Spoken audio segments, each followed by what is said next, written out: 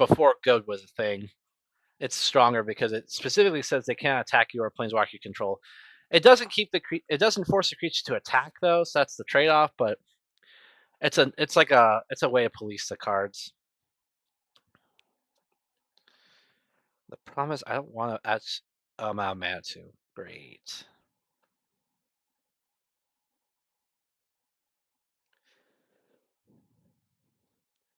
I guess I could board wipe right now. I'll keep the 2 guys with enchantments on them. What the heck? 3 visits. Shock in the stomping grounds. Actually, there's no point. I'll just get a tap land.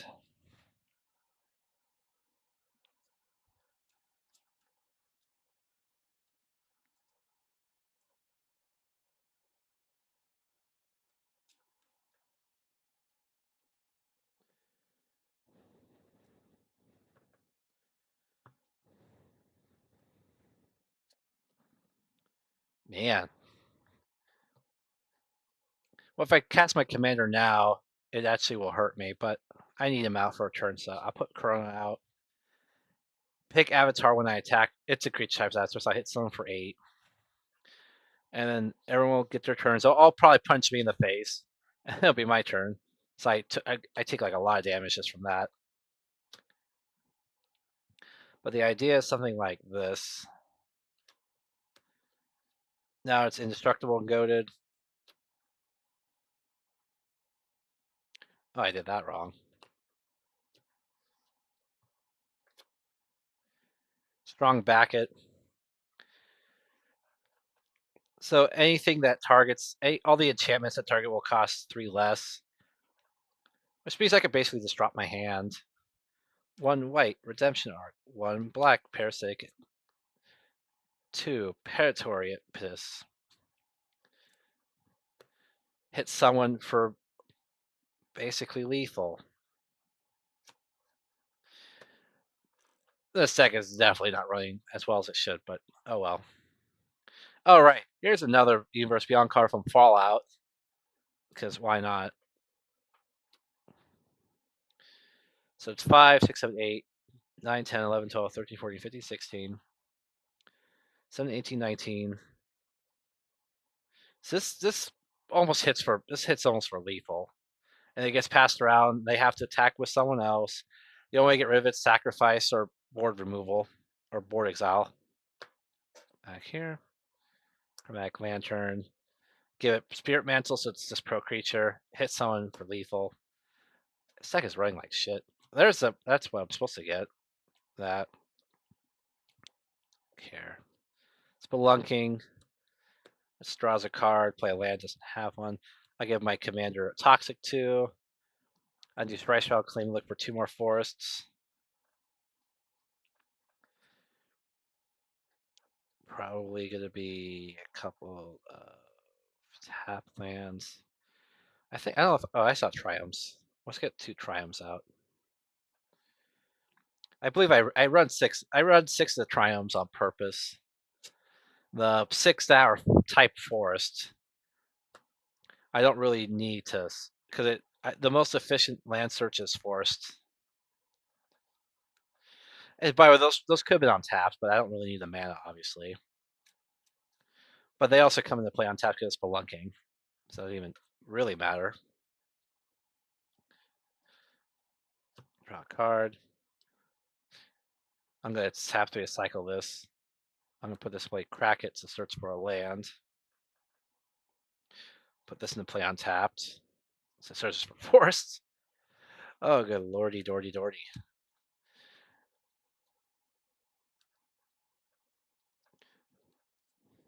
Also, cool thing about network communication specifically, besides the toxic, it lets the card go back into controlling me. By the way, if this dies, this will go back to my hand. Which means I could technically just play it on something else, draw a card, and then play Sanctum Weaver, draw a card, crack it, search for whatever the hell is left in my deck. I think I got all 6 Triumphs out already. 4, 5. Nope, there's one left.